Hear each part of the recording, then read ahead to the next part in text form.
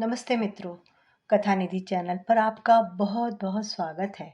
हमारी आज की कहानी मंगला रामचंद्रन जी की लिखी हुई कहानी है। कहानी का नाम है मैं अहम हूँ। कथा वाचन कर रही हूँ मैं, अपर्णा रमेश। गृहस्थी की डोर स्त्री के हाथ में होती है। अगर वही इसे ढीला छोड़ दे तो गृहस्थी की क्या दशा होगी। कुछ इसी भाव के साथ में मंगला रामचंद्रन जी ने कहानी को लिखा है। मंगला रामचंद्रन जी की कहानियां बिल्कुल अपनी सी कहानियां लगती हैं, हमारे आसपास घटित होती हुई सी। तो चलिए कहानी शुरू करते हैं। मैं अहम हूँ। इंदु की बातें और उसके घर के ठाट बाट देखकर शशि को कमतरी का एहसास होने लगा था। सुख सुविधाओं और ऐशो आराम के लिए उसने भी नौकरी कर ली। शशि ने बबलू की ओर देखा। उसका चेहरा कितना भोला मालूम होता है। बहुत ही प्यारा बच्चा है। हर माँ बाप को अपने बच्चे प्यारे ही लगते हैं। बबलू गोरा चिट्टा बच्चा था, जिसको देखकर सभी का मन उसे प्यार करने का होता। फिर शशि तो उसकी माँ थी। सारे दिन उसकी शरारतें देखकर खुश होती रहती। बबलू को पाकर तो उसे ऐसा लगता कि बस अब और कुछ नहीं चाहिए। बबलू से बड़ी 7-8 साल की बेटी नीलू भी कम प्यारी नहीं थी। दोनों बच्चों को जान से भी ज्यादा चाहने वाली शशि उनके प्रति लापरवाह कैसे हो गई। आज तो हद हो गई। सुबह जब वो ऑटो पर बैठने लगी तो बबलू उसके पांव से चिपट गया। प्यार से मनाने पर नहीं माना तो शशि ने उसे डांटा। देर तो हो ही रही थी। उसने आव देखा ना ताव उसके गाल पर एक चांटा जड़ दिया। चांटा कुछ जोर से पड़ गया था। उंगलियों के निशान गाल पर उभर आए थे। उसके रोने की आवाज सुनकर बबलू के दादाजी बाहर आ गए और बबलू को गोद में लेकर मनाने लगे। सास ने जो आंखें तरेर कर शशि की ओर देखा तो वह सहम गई। ऑटो में बैठते हुए ससुर जी की आवाज सुनाई दी। जब करते नहीं बनता तो क्यों करती है नौकरी। यहाँ के खाने के लाले पड़ रहे हैं। स्कूल में उस दिन शशि का किसी काम में मन नहीं लगा। इच्छा तो हो रही थी कि छुट्टी लेकर घर चली जाए, पर अभी नौकरी लगे 2-2.5 महीने ही तो हुए थे। प्रधान अध्यापिका वैसे भी कहती रहती थी, भाई नौकरी तो बच्चे वालों को करनी ही नहीं चाहिए। रहेंगी स्कूल में और ध्यान रहेगा पप्पू लल्ली में। ये कहकर वे एक तिरस्कार पूर्ण हंसी हंसा करती। वे खुद 45 वर्ष की आयु में भी कुंवारी थी। स्कूल का समय समाप्त होते ही शशि ऑटो के लिए ऐसे दौड़ी कि सामने से आती हुई प्रधान अध्यापिका और अन्य 2 अध्यापिकाओं को अभिवादन करना तक भूल गई। ऑटो में आकर बैठने के बाद उसे इस बात का ख्याल आया, दोनों अध्यापिकाओं की प्रधान अध्यापिका के साथ बनती भी अच्छी थी और वे उससे वरिष्ठ भी थी। खैर, जो भी हुआ हो ही गया, अब क्या हो सकता था। ऑटो वाले से उतावलापन दिखाते हुए बोली, जल्दी चलो। कुछ दूर जाकर ऑटो वाले ने पूछा, साहब क्या करते हैं मैडम। बहुत बड़े वकील हैं, शशि ने सगर्व कहा। ऑटो वाले ने मुंह से कुछ नहीं कहा, सिर्फ एक हल्की सी मुस्कान के साथ पीछे मुड़कर उसे देख लिया। उसकी इस मुस्कान से उसे सुबह की घटना फिर याद आ गई। जैसे जैसे घर करीब आता गया, शशि का संकोच बढ़ता गया। सास ससुर से कैसे आंख मिलाए। सुबह तो पति अजय घर पर नहीं थे, पर अब अजय को भी मालूम हो गया होगा। बच्चों को वे कितना चाहते हैं। जहां तक हो सके वे प्यार से ही उन्हें समझाते हैं। बच्चे भी अपने पिता से बहुत हिले मिले थे।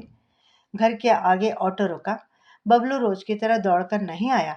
नीलू भी सिर्फ एक बार झांक कर भीतर चली गई। अंदर जाकर उसने धीरे से बबलू को आवाज दी। वह दूर से ही बोला, हम नहीं आते, आप मालती हैं, आपसे हमारी कुत्ती हो गई है। शशि वैसे ही बिस्तर पर पड़ गई। रोते रोते उसके सिर में दर्द होने लगा। वह चुपचाप वैसी ही आंख बंद किए पड़ी रही। किसी ने बत्ती जलाई। सास ही थी। उसके करीब आकर बोली, चलो बहू, हाथ मुंह धोकर कुछ खा पी लो। सास की हमदर्दी अच्छी भी लगी और साथ ही शर्म भी आई। रात का खाना पीना खत्म हुआ तो सब बिस्तर पर चले गए थे। अजय खाना खाकर दूसरे कमरे में चला गया, जरूरी केस देखने। शशि को उसका बाहर जाना भी उस दिन राहत ही दे रहा था। बबलू करवट बदलते हुए नींद में कुछ बड़बड़ाया। शशि ने उसको चादर ओढ़ाई। फिर नीलू की ओर देखा। आज नीलू भी उससे घर आने के बाद ज्यादा बोली नहीं। और दिनों तो स्कूल की छोटी से छोटी बात बताती, तरह तरह के प्रश्न पूछती रहती, साथ में खाना खाने की जिद करती। फिर सोते समय जब तक एक आध कहानी न सुन ले उसे नींद न आती। पर आज शशि को लग रहा था मानो बच्चे पराये हो गए हैं, उससे दूर हो रहे हैं। 2.5 साल के बच्चे में अपना पराया की क्या समझ हो सकती है? वह तो माँ को ही सब कुछ समझता है। माँ भी तो उससे बिछड़कर कहाँ रहना चाहती है। वह दिन भी कितना बुरा था जब वह पहली बार इंदु से मिली थी। शशि सोचने लगी, कैसे सजी धजी थी इंदु। बात बेबात पर उसका हंसना। शशि को उस दिन वह जीवन से परिपूर्ण, एकदम जीवंत लगी। अजय और मनोज साथ ही पढ़े थे। आजकल मनोज उसी शहर में लॉ कॉलेज में लेक्चरर से तरक्की पाकर प्रोफेसर बन गया। उस दिन रास्ते में जो मुलाकात हुई तो मनोज ने अजय और शशि को अपने घर आने का निमंत्रण दिया। वहां जाने पर शशि बहुत चकित रह गई। ड्राइंग रूम था या कोई म्यूजियम। महंगी क्रॉकरी में नाश्ता या अच्छी नई नई डिशेस। शशि तो नाश्ते के दौरान कुछ अधिक बोली ही नहीं, पर इंदु चहकती रही। शायद भौतिक सुख से परिपूर्ण होने पर आदमी वाचाल हो जाता है।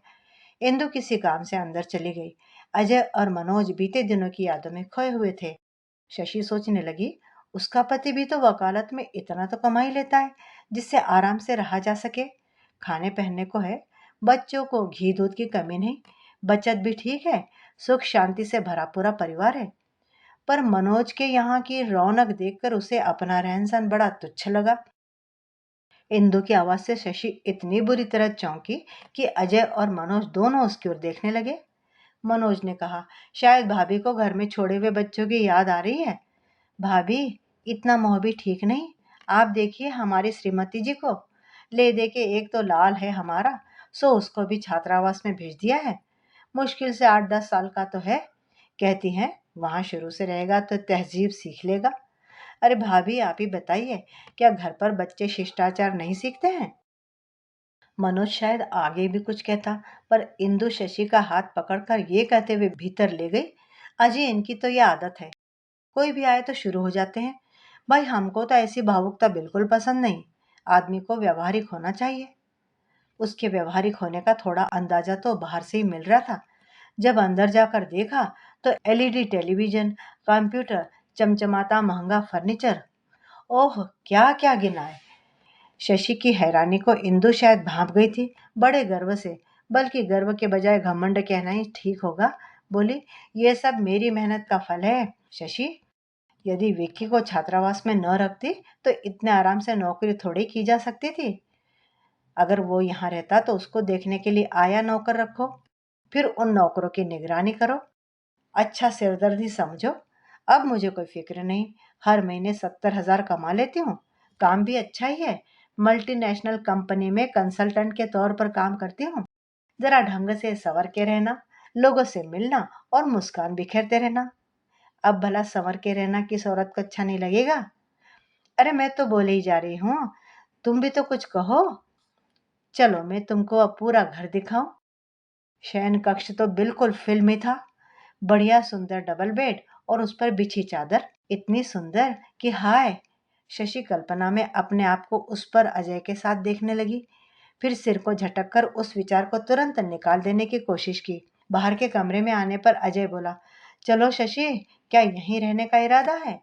इंदु ने अजय से कहा, आप इन्हें कभी कभी यहाँ ले आया करिए, इनका मन भी बहला करेगा। आपको समय ना हो तो मनोज को फोन कर दिया कीजिए, हम खुद ही इन्हें ले आएंगे। शशि की इच्छा तो हुई कि कहे, जब आप लेने आएंगी तो वहीं मेरे घर पर बातचीत हो सकती है, पर उसका मन इतना भारी हो रहा था कि लग रहा था कि अगर एक बोल भी मुंह से निकला तो वह रो देगी। वह समझ रही थी कि इंदु सिर्फ अपने धन का दिखावा भर दिखाना चाहती है। घर लौटते हुए आधे रास्ते तक तो दोनों चुप ही रहे। फिर अजय एकदम बोला, मनोज की पत्नी भी खूब है। वह आगे कुछ बोले इससे पहले शशि ने टोक दिया, हाँ, मुझ जैसी बेवकूफ थोड़ी है। उसकी आवाज रुआसी थी। अजय ने आश्चर्य से उसकी ओर देखा और प्यार से बोला, शशि, कैसी बेवकूफों की सी बात कर रही हो? फिर उसने एकदम दांतों तले जीभ दबा ली। ये वह अनजाने में है क्या बोल गया, मानो शशि की कही हुई बात का समर्थन कर दिया हो। एकदम बात बदलते हुए बोला, बहुत देर हो गई है, बच्चे शायद सो भी गए होंगे। पर शशि की आग्नेय दृष्टि देखकर वह फिर रास्ते भर चुप ही बना रहा। घर पहुंचने पर शशि सिर दर्द का बहाना करके बिना कुछ खाए पिए लेट गई। पर रात भर उसे इंदु के बेडरूम के ही सपने आते रहे। इंदु की अलमारी में सजी साड़ियों की इंद्रधनुषी छटा रह रहकर उसकी आंखों के सामने नाच रही थी। ओह, कितनी साड़ियां, रोज एक एक पहने तो साल में उसे 3 या 4 बार से अधिक पहनने का मौका ही ना आए। अब तो उनकी दूसरी कार भी आने को है। वैसे तो कई लोगों के अच्छे और बड़े घर और कार सब देख चुकी थी शशि। खुद उसके भाई साहब के पास कार है, पर वे बहुत बड़े इंजीनियर है। अपने पति की बराबरी में तो जो भी है, सबका रहन सहन करीब करीब एक सा ही है। शशि ने ये नहीं सोचा था कि उसकी बेचैनी एक दिन उसे नौकरी करने पर मजबूर कर देगी। आवेदन देने के पहले कई दिन तक उहापोह में पड़ी रही वह। 2.5 साल का बबलू, उसे कौन संभालेगा? सासू माँ बूढ़ी है। अजय से जब राय मांगी तो उन्होंने भी यही कहा, भाई परिस्थितिवश नौकरी करना बुरी बात नहीं, पर तुम्हें नौकरी करने की क्या जरूरत पड़ गई? कम से कम बबलू को कुछ बड़ा हो जाने दो, स्कूल जाने लगे तब ठीक है। वैसे फिर आगे तुम्हारी इच्छा। सास ससुर ने भी कहा, बहू, बबलू को तो हम संभाल लेंगे, हमारा और है ही कौन। पर तुम्हारा शरीर भी तो दोनों भार को सहन कर सके, तब ना। जो भी करो सोच समझ कर करो। पर उसके सिर पर तो जैसे जुनून सवार था। 6-7 दिन तक तो स्कूल में बबलू की खूब याद आती रही। फिर ठीक लगने लगा। पर रोज स्कूल से लौटकर जब घर में कदम रखती तो घर की कुछ अव्यवस्था मन को खटकती। एक दिन जब वह स्कूल से लौटी तो घर में कोई मेहमान आए हुए थे। कामवाली घर पर नहीं थी तो नीलू, उसकी लड़की, उनको पानी दे रही थी। नीलू को देखते उसका गुस्सा 7वें आसमान पर आ पहुंचा। बाल बिखरे हुए, फ्रॉक से तुरपन उधड़ी हुई, हाथ में पेंटिंग कलर लगे हुए थे। अजीब हाल बना रखा था। नीलू को बगल से पकड़कर खींचते हुए वह अंदर ले गई। उसका तमतमाता चेहरा देखकर वहां का वातावरण एकदम बोझिल हो गया। नीलू सुबकती हुई एक कोने में खड़ी हो गई। उस समय शशि को अपनी गलती का ख्याल नहीं आया, बल्कि उसे सब पर गुस्सा आया कि सब उससे खार खाए बैठे हैं और जानबूझकर उसका अपमान कराना चाहते हैं। पर आज लगता है कि वास्तव में उसने अपनी नौकरी के आगे बाकी हर बात को गौण समझ लिया था। पहले वह अजय के मोजे, रुमाल सब कुछ देख कर रख दिया करती थी। उसके कपड़ों पर प्रेस, बटन आदि का भी ध्यान रखती थी। दोपहर के समय बच्चों के पुराने कपड़ों को बड़ा करना, मरम्मत करना आदि सब कुछ काम कर लेती थी। अब तो अजय अपने हाथ से बटन लगाता और छोटे छोटे काम भी कर लेता, पर मुंह से कुछ नहीं बोलता। बबलू भी इन 2 ही महीनों में कुछ दुबला हो गया है। दादी दूध दे सकती है, खिला सकती है, प्यार भी बहुत करती है, पर माँ की ममता, वह आरंभिक शिक्षा और कोई थोड़ी दे सकता है। तो फिर उसके कमाने से क्या फायदा हुआ, सिवाय इसके कि घर का खर्चा पहले से बढ़ गया। सब कपड़े धोबी को जाने लगे और कपड़ों का नुकसान भी ज्यादा होने लगा। अब महरी को भी काम बढ़ जाने से ज्यादा पैसे देने पड़ते थे। ऑटो का खर्चा अलग। इस प्रकार मासिक खर्चा बढ़ ही गया। इसके अलावा घर और बच्चे अव्यवस्थित हो गए, सो अलग। सास बेचारी दिन भर काम में पिसती रहती और जब नहीं कर पाती तो बड़बड़ाती रहती। इन्हीं 2 महीनों में घर की शांति भंग हो गई। जिस पर उसने जो कल्पना की थी, अपनी तनख्वाह से घर की सजावट के लिए कुछ खरीदेगी, उसे कार्य रूप से परिणित करना कितना मुश्किल है, यह उसे तुरंत पता चल गया। उसे कुछ कहने में भी झिझक हो रही थी। कहीं अजय ये न समझ ले कि उसने सिर्फ इन दिखाओं की चीजों के लिए ही नौकरी की है। अजय के मन में हीन भावना भी आ सकती है, पर यह सब उसे पहले क्यों नहीं सूझा। खैर, अब तो सुध आई, बाज आई ऐसी नौकरी से। उसने मन ही मन सोचा, बच्चे जरा बड़े हो जाए तो देखा जाएगा। अगले दिन उसने अजय के चपरासी के हाथों 1 महीने का नोटिस देते हुए अपना त्याग पत्र तथा एक दिन के आकस्मिक अवकाश की अर्जी भेज दी। अजय ने यह समझा कि शायद तबीयत खराब होने से एक दिन की छुट्टी ले रखी है। बादल घुमड़ घुमड़ रहे थे और बारिश की हल्की हल्की बूंदें भी पड़नी शुरू हो चुकी थी। बहुत दिनों बाद उस रात को दोनों चहलकदमी को निकले। अजय ने पूछा, क्यों, अचानक तुम्हारी तबीयत को क्या हो गया शशि? तुमने कितने दिन की छुट्टी ले ली है? शशि बोली, हमेशा के लिए। अजय परेशान सा उसकी ओर देखने लगा। सच शशि, अब तुम नहीं जाओगे स्कूल? चलो, कमीज पैंट में बटन तो नहीं टाकने पड़ेंगे। धोबी को डांटने का काम भी अब तुम ही संभाल लोगी। हाँ, अब रात को थके होने का बहाना भी नहीं कर सकती। पर ये तो बताओ, नौकरी छोड़ क्यों दी? शशि उसके उतावलेपन को देखकर हंसते हुए मजा ले रही थी। उसे पति पर दया भी आई। बोली, हाँ, मुझे नौकरी नहीं छोड़नी चाहिए थी। जनाब दर्जी तो बनी जाते। अजीब आदमी हो, कम से कम एक बार तो मुंह से कहा होता कि शशि, तुम्हारे स्कूल जाने से मुझे कितनी परेशानी होती है। अरे हम तो शुरू से कहना चाहते थे, पर हमारी बात आपको तब जचती थोड़ी। हमने भी सोचा कर लेने दो थोड़े दिन मन की, अपने आप सब हाल सामने आएगा तो जान जाएंगी। पर यह उम्मीद नहीं थी कि तुम इतनी जल्दी नौकरी छोड़ने को तैयार हो जाओगी। खैर, तुमने अपनी परिस्थिति पहचान ली तो सब ठीक है। फिर थोड़ा रुककर बोले, हाँ शशि, सद्गृहिणी बनना कितना कठिन है। तुम जब अपने इस दायित्व को अच्छे से निभाती हो तो मुझे कितना गर्व होता है। मालूम है, ये मत सोचो कि मैं तुम्हें घर से बांधने की कोशिश कर रहा हूँ। मेरी ओर से पूरी छूट है। तुम पढ़ो लिखो, कुछ नया सीखो, पर अपने दायित्व को समझकर। फिर कुछ दूर दोनों मौन चलते रहे। अजय को लग रहा था कि शशि कुछ पूछना चाह रही है, पर हिचक रही है।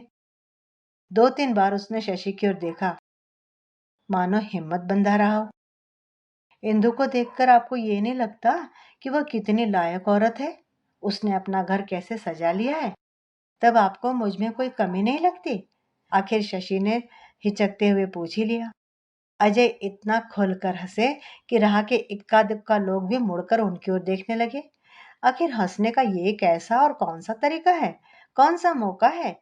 शशि समझ न पाई।